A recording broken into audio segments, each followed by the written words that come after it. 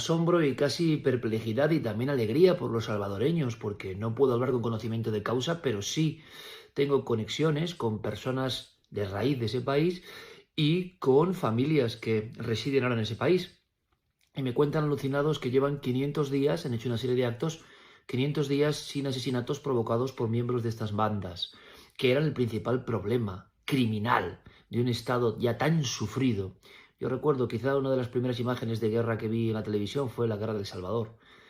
Eh, Allí se produjo también la guerra del fútbol, un tiempo antes, de la que hablo en alguna ocasión. 500 días son muchos días. Es mantener a raya la delincuencia. Aquellos Cabe recalcar que Iker es uno de los periodistas e investigadores más reconocidos del mundo, de España, pero es un hombre que ha estado en muchos lados, es un hombre que conoce mucho. que se dedican simplemente a la extorsión y que encuentran un campo abonado con corruptelas, con políticos que miran a otro lado y con muchas personas y muchos medios que a veces parece que no les importa. Claro, hay todo tipo de vidas, pero si uno, por ejemplo, tiene una vida familiar, como es mi caso, y le toca estar en El Salvador, pues me imagino, y lo he sabido, ese comerciante que ve que el jefito de la Mara o quien sea se pone en su establecimiento y no solo le pide el impuesto revolucionario y si no le prende fuego a todo eso, sino que le dice que su hija se vaya con él. Problemas de primer tipo, porque esos muchachos siempre están armados. Y así a diario, y así un Estado al borde de la quiebra, y así un Estado ingobernable, y así durante décadas. Y llega un tipo como es Bukele, al que yo no conozco, he intentado entrevistar pero no he podido, porque me gustaría mucho saber cómo hace y qué hace, porque claro, da en la cara, da un bofetón inmenso a tantos que miran para otro lado, o a tantos que son condescendientes, a tantos que quizá creen que su masa social o seguidores pueden estar en aquellos que, bueno, no miran con malos ojos la delincuencia, porque si no, no se puede entender. Con 4 o 5 pasos férreos de control policial y de saber muy bien quién es el enemigo y no ser condescendiente, ha hecho un milagro que me imagino que se hablará de ello en los libros de historia. Y repito, yo no es que tenga, claro que ahora tengo simpatías, nos ha fastidiado, sea Bukele o se llame Martínez, un tipo que llega al país más violento de Centroamérica hasta hace nada y lo convierte en un lugar donde ya quieren inversores y personas porque se puede pasear por la calle. A mí esto me lo han dicho salvadoreños, que se puede ir por la calle y que se puede estar en el mercado, que se puede estar en las atracciones, que puede estar con tus hijos y antes no podías. Y también hay un fenómeno muy curioso, porque son precisamente los opulentos occidentales, sus medios y sus atláteres y los que sientan cátedra, los que siempre critican a Bukele. Y los que hablan incluso, tienen la desfachatez incluso de hablar de los derechos humanos, pero siempre, que está muy bien hablar de derechos humanos y hay que respetarlos, pero curiosamente siempre muy preocupados por los de la Mara. Es decir, por los que extorsionaban, violaban, troceaban, quemaban casas, quemaban coches con gente dentro. Y es aquí importante ver cómo las personas realmente inteligentes se dan cuenta de esa incongruencia de las organizaciones de derechos humanos. Una persona tan experimentada como Iker tiene la capacidad para poder darse cuenta de que algo no cuadra.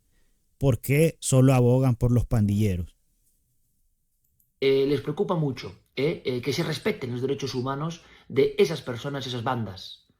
Es indignante incluso para algunos. Y nos tienen que enseñar los medios de aquí, muchos medios, que Bukele es mucho malo, es malísimo, mucho malo. Y alguien Con eso queda demostrado que él lo ha dicho, que en los medios en España atacan al presidente Nayib Bukele. Entonces ahí queda comprobado de que hay medios internacionales, fuerzas oscuras fuera del país que intentan destruir la imagen de Nayib Bukele. dice, hombre, es malo el que ha llegado y el principal problema de un país que estaba al borde de la ruptura social absoluta, dominado por el narcotráfico y las bandas, y lo ha convertido en un sitio seguro, ¿ese es el malo? ¿O los malos son los que extorsionaban, troceaban y quemaban coches? El gran problema es que todos estos que opinan siempre, más o menos de una forma, no sé cómo llamarlo, ¿no? Todos estos no han destilizado una sola palabra a favor del comerciante que le venían a buscar la hija, el jefe de la Mara, a los 2 comerciantes que les queman dentro de la furgoneta, al que le tirotean en el pecho nada más salir para quitarle unas zapatillas, sobre todos estos medios popes y políticos occidentales e intelectualoides no han dicho una sola palabra. Eso sí, les han... Porque no les interesa. Ellos financiaban sus organizaciones de la delincuencia en los países en Latinoamérica. Por eso es que ellos le permitían a la gente con tanta facilidad emigrar. ¿Qué hace una persona en Estados Unidos? Va y no tiene papeles, pero le toca pagar impuestos, pero no tiene los beneficios. Entonces era un mecanismo de tener mano de obra para sus países, que las delincuencias en los países de Latinoamérica proliferaran, que no hubiera una fuerza económica que les diera, que les dijera no, pues, o sea, que no se dejara controlar. Entonces, aumentando los niveles de delincuencia en un país, podés prácticamente quebrar económicamente a un país. Y ese era el modus operandi que usan los países de primer mundo para destruir países en Latinoamérica o tenerlos bajo su yugo, en pocas palabras. Entra un sarpullido en cuanto se hace algo contra los delincuentes. Más que contra los delincuentes, se actúa contra ellos. Y a mí eso me hace reflexionar sinceramente.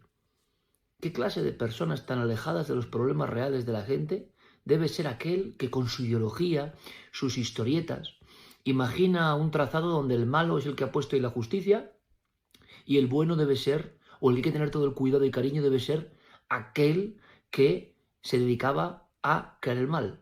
Cuando el relativismo moral invade todo y uno no sabe quién pone el mal y quién está en el bien, pues ocurren estas cosas, que te intentan convencer encima que lo bonito y lo, no sé si lo avanzado y lo vanguardista está con aquellos que están haciendo las tropelías. Pero claro, como esto se repite en otras cosas, es decir, depende de donde seas, si eres mujer y te han violado, te han destrozado y te han partido en dos, como ha ocurrido, pues tampoco importa tanto. No decimos ni mu. Y uno dice, hombre, pero defender a la mujer estará por encima de cualquier ideología. Defender al comerciante honesto estará por encima de cualquier ideología. Defender al niño estará por encima de cualquier ideología. Pero te das cuenta que no, porque enseguida cuando analizas percibes sobre qué hay soflamas, sobre qué se nos intenta convencer, sobre qué mensaje se intenta decir siempre en el mismo sentido, y en el fondo muchos están preocupados con Bukele. Están preocupados con Bukele por lo que está ocurriendo y si puede ser un efecto imitación de otros países que digan, oiga, yo no... Y ese es otro punto. A Nayib Bukele le tienen miedo porque puede esparcir el ejemplo. Si muchas personas o muchos jóvenes toman el ejemplo de Nayib Bukele y lo reproducen en sus países, serían países que empezarían a combatir de verdad la delincuencia. Y una vez erradicada la delincuencia, empieza a prosperar el país. Y si varios países prosperan, se pierde el control absoluto que tienen las hegemonías sobre esos países. No quiero seguir con esta puñetera lacra sostenida, mantenida y mirando para otro lado, mientras mi pueblo, la poca gente que está ahí trabajando y honestamente, les están masacrando.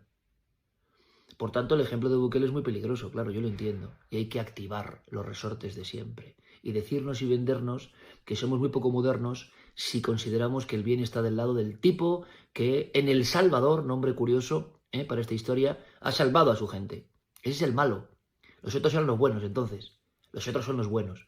Y uno se pregunta de clase de resortes, ¿no? Es la misma congruencia, pues eso, de los que nos dicen que tenemos que quitarnos el no sé qué, la gasolina y el no sé cuántos y van en avión privado a las charlas de cambio climático. Es que es brutal, vamos, o sea, es que el ejemplo que nos dan es tan increíblemente incoherente e inconexo que como la gente no va a estar absolutamente separada de muchas cuestiones. Es como cuando intentan venderte una película ridícula y entonces la gente no va y se llevan las manos a la cabeza. No, oiga, es que la gente todavía es inteligente, es que la gente todavía sabe... De hecho, el salvadoreño promedio, a pesar de que gente de oposición diga que bajo coeficiente, el salvadoreño promedio es muy inteligente, es muy capaz. Por eso es que ha podido llevar a una persona como Nayib Bukele a la presidencia. Si el salvadoreño no fuera inteligente, ahí en la presidencia ahorita estuviera cualquiera del FMLN o cualquiera de Arena. Pero el salvadoreño se ha vuelto cada vez más inteligente y ya no es fácil engañar al salvadoreño. Afuera del país, tal vez es posible engañar a ciertas personas de otros países o se puede decir que de otros continentes, pero en El Salvador, engañar a la gente con medios extranjeros es sumamente complicado porque la gente ya despertó y la gente ya sabe hacia dónde quiere que el país se dirija. Quién está en el lado del bien. Es que la gente sabe todavía quién trabaja a favor de la persona honesta que se gana en un territorio hostil como puede ser El Salvador hasta hace nada su dinero y su trabajo y su progreso. Hay que estar con esos, defendiendo a esos. Pero a algunos solo les salta el resorte del arma cuando hoy han tocado a los que hacen el mal. Y uno se queda diciendo, el mundo está demasiado loco o el mundo es muy maquiavélico. ¿Y cuánta gente compra ese discurso, no? ¿Cuánta gente, sí, Bukele malo y no saben lo que está haciendo? Yo desde luego prefiero estar con el que ha limpiado eso que con los que llenaban todo eso de oscuridad, ¿no? Pero esta situación que vivimos es alucinante, es la distopía completa. Así que mi felicitación a los salvadoreños que ahora pueden salir, ir al mercado, ir al parque de atracciones, ir tranquilamente por la carretera sin que les asalten. Ojalá esto siga así. Pero a lo mejor esto no siga así. ¿Por qué? Pues porque hay muchos intereses en que quizá esto no siga así. ¿No os parece una gran reflexión? Cuando ves lo que significa para muchos, en vez de hacerle un monumento al tipo que ha bajado la delincuencia a cero entre bandas o bandas agrediendo a personas, ese es el enemigo, o el que hay que poner mal, o el que le están buscando cualquier tipo de vuelta para ponerle mal. Yo ya no tengo más capacidad de asombro. ¿Y vosotros? Bueno, yo a Iker, sinceramente, tengo años de seguirlo en su programa. Siempre me ha parecido una persona muy inteligente, muy analítica sobre el coyunturas de todos los países. Y me pareció bastante impresionante su opinión. No me extraña realmente. Me impresiona porque él no es alguien que se meta mucho en cuestiones de política, porque su programa va de otra cosa, pero me parece increíble la opinión y el raciocinio que este hombre tiene. Bueno, gente, suscríbase, dele like, coménteme ahí qué opina y nos veremos en otro programa.